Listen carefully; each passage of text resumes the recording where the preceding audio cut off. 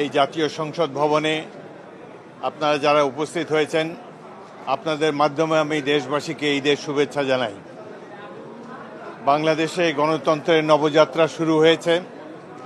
জনগণ অনেক আশা আকাঙ্ক্ষা নিয়ে একটি দলকে এবং জনপ্রতিনিধিদেরকে নির্বাচিত করেছে। আমরা আশা করব এই জাতীয় সংসদের সদস্যবৃন্দ সবাই মিলে জনগণের আশা আকাঙ্ক্ষার প্রতিফলন ঘটাতে সক্ষম হবেন।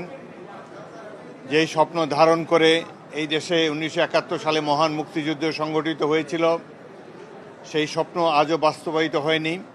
আমরা আশা করব নবনির্বাচিত জাতীয় সংসদ এবং জনগণ সবাই মিলে আমরা সেই মুক্তিযুদ্ধের চেতনাকে বাস্তবায়িত করতে সক্ষম হব।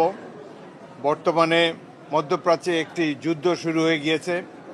আগামী দিনে আমাদের মতো রাষ্ট্রগুলোকে অর্থনৈতিকভাবে বিড়ম্বনার শিকার হতে পারে।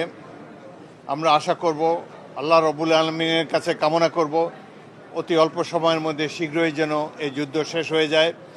বাংলাদেশের মতো দেশ এবং অন্যান্য মুসলিম রাষ্ট্রগুলো যাতে নিজের পায়ে ভালোভাবে দাঁড়িয়ে আমরা যাতে জনগণের অর্থনৈতিক উন্নতি সাধন করতে পারি, সেজন্য আমরা সবাই মিলে চেষ্টা করব। আল্লাহর কাছে কামনা করি, বাংলাদেশের প্রত্যেকটি মানুষের জন্য আল্লাহর রহমত কামনা করি এবং আপনাদের সবাইকে শুভেচ্ছা জানাই।